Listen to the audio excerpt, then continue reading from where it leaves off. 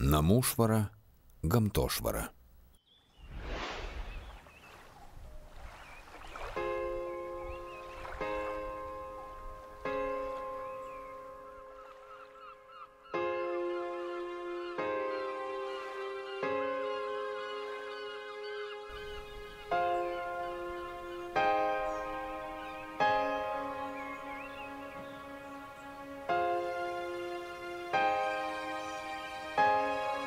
Visi norime gyventi gražioje, jaukioje, o svarbiausia sveikoje aplinkoje.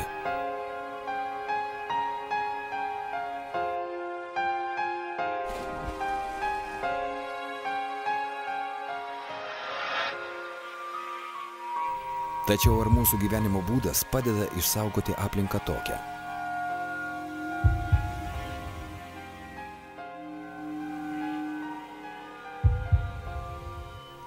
Ar kiekvieną dieną negriauname trapios ekosistemos, kurios dalimi esame ir mes patys?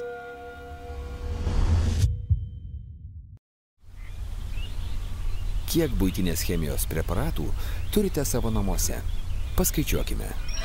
Tikriausiai turite indų plovimo skystį, grindų ploviklį, skalbinių balinimo priemonę, skalbimo miltelius, skalbinių minkštiklį, vonios plytelių valymo priemonės, langų valiklį, baldų valiklį, vamzdžių valymo priemonę, 10 tikriausiai ir dar ką nors.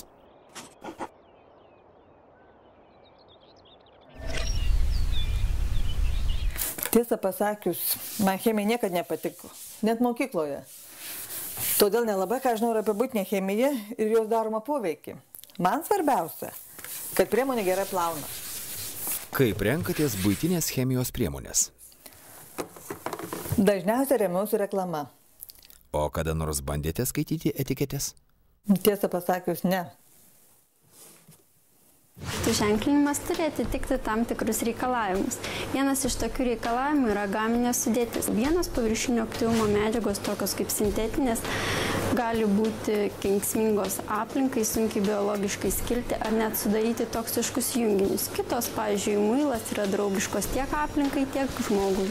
Fosfatai su kanalizacijos nuotekomis patekę į vandens telkinius sukelia per didelį dumblių suvešėjimą. Pasirinkę muilą išvengsite alerginių reakcijų, nes juose nėra kvapių bei dažančių medžiagų ir neteršite gamtos, nes juose nėra fosfatų. Labadiena. Matome, kad einate iš parduotuvės su ekologišku pirkinių maišeliu. Ar jums svarbi ekologija? Esu didelė ekologijos šalininkė ir tikrai ne visada renkuosi tik ekologiškus produktus. Kita vertus, jeigu yra galimybė, visada pasirinksiu gamtai nekenkiantį produktą. Na, tarkim, jeigu reikia rinktis automobilis ar dviratis, visuomet pasirinksiu dviratį, daržovės, perku pas ūkininkus ir panašiai. O ką šiandien pirkote? Maisto produktų ir keletą cheminių priemonių. O ar jos ekologiškos? Ne. Nemanau, kad ekologiški produktai gali išvalyti taip gerai. Paskaičiuokime.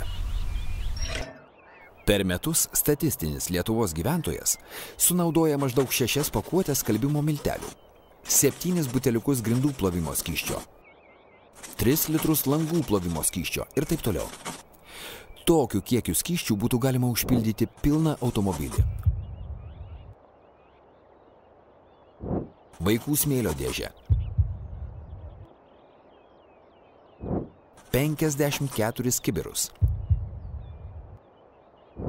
Užlieti pusę Gedimino pilies 1-ojo aukšto ir panašiai.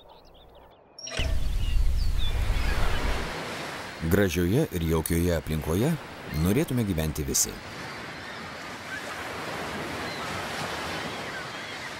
Tačiau nors kasdien susiduriame su neigiamais žmogaus veiklos padariniais, retai kada ką nors padarome tam, kad situaciją pakeistume. Labadiena, ar kimba? Nekimba, nes upė labai užteršta. Bet kai žvejot mėgstu dar nuo vaikystės, tai kai nėra laiko išvažiuoti, bent mieste noris pažvejoti. O kaip žuvis, ar pagaunate ką nors? O jei ir pagaunate, kur dedate žuvį? Jeigu ir pagauna, tai paleidžiu, nes kai upė tokia dublėta, kaip ir visos aplink miestus, neaišku, ko šita žuvis minta. Kodėl jūsų manimų taip yra? Kas teršia upę? Gamyklos tikriausiai. Man atrodo, čia kanalizacija subėga, tai ko norėti iš tokių upių. O pats, kaip atsidavęs žvejys, ar stengiatės puoselėti gamtą upes, juk ypač vandenį teršia namuose naudojama buitinė chemija? Aš pats stengiuosi nepalikti šiukšlių, susirenku paskui save. Bet daugiau tai ką čia padarysi? Žmona ten namuose bando žaisti, puodus, plauna su soda. Bet daugiau, kuo tu pakeisi langų valymo skysčius ar indų ploviklius.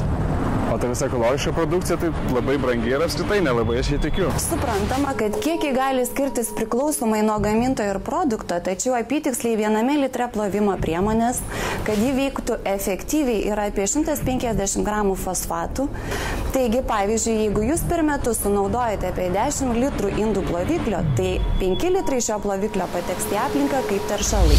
Taigi, stenkitės pakeisti įprastas valymo priemonės ekologiškais ir draugiškais gamtai buitinės chemijos produktais, kurie yra be toksiškų ir žalingų sudedamųjų dalių. Ir jų mes galime rasti ir Lietuvoje. Taigi, jei per metus visi sunaudotume mažiau buitinės chemijos su toksiškais priedais, gamta taptų švaresnė. Pasak senos legendos, tik tuomet, kai bus sumedžiotas paskutinis žvėris, kai bus užvejota paskutinė žuvis ir sugautas paskutinis paukštis, tik kai bus nukirstas paskutinis medis ir sutrypta paskutinė žolė, kai bus užnuodytas paskutinis vanduo, tik tuomet žmogus supras savo klaidas. Filmas sukurtas įgyvendinant projektą Atsakingo vartojimo skatinimas renkantis buitinę chemiją. Projektą įgyvendina viešoji įstaiga Gamtosaugos projektų vystymo fondas, viešoji įstaiga DVI darnaus vystymo iniciatyvos ir akcinė bendrovė Naujoji Ringuva.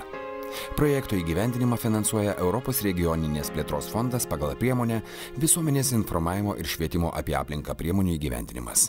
Daugiau informacijos www.švariaplinka.lt. Projekto numeris VP3-1.4.AM-09-K-101-101.